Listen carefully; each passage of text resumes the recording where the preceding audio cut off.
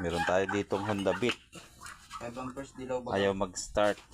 Tapos upon checking, ayan o. Iwasan nyo yung ganyang mga fuse. Masyadong malaki yan. Baka masunog yung ano nyo. Masayang yung AC nyo. Ito yung mga fuse nyo. Yan. 25, 10 ampere, 5 ampere, 5 ampere, 10 ampere. Pero ito, lahat to tag 20 ampere to. Hindi yan pwede, wala yan sa standard. So try natin, baka sira itong relay kasi ayaw mag-start itong relay ito. Pero umaandar siya sa kick.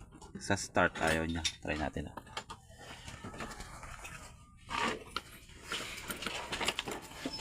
Yan o.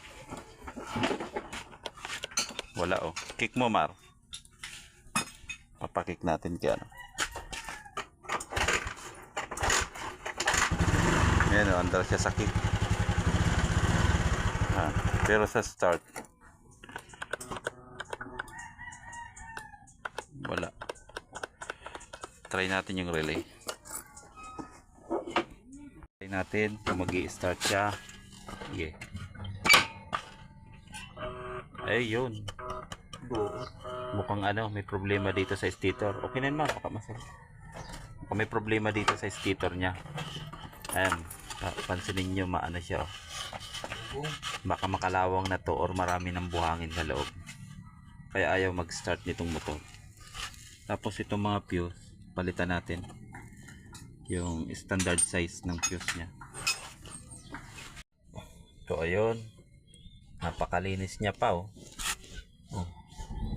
Halatang ano to, alaga to sa ano, dumadaan to sa walang putik. Ayan, malinis pa siya. Kaya lilinisin natin to. Ayan, dami siyang ano, dumi. Kaya mabigat siyang ikutin. Ayan, oh. Malinis na malinis to. Linisin na lang natin ulit. Yun, ginalas na natin yung kanyang stator. Ayan. Malinis pa siya. Pero hindi ako satisfied na ano. Kaya lilinisin ko ulit ito. Ayan. Oops. Kalawang na oh. Kapal na yung kalawang niya. Maaring ano na to. Makunat na siya sa ano niya, ikutin. Pero yun, malinis na siya oh. Dito niya. Sa uli na lang natin, then try natin ulit.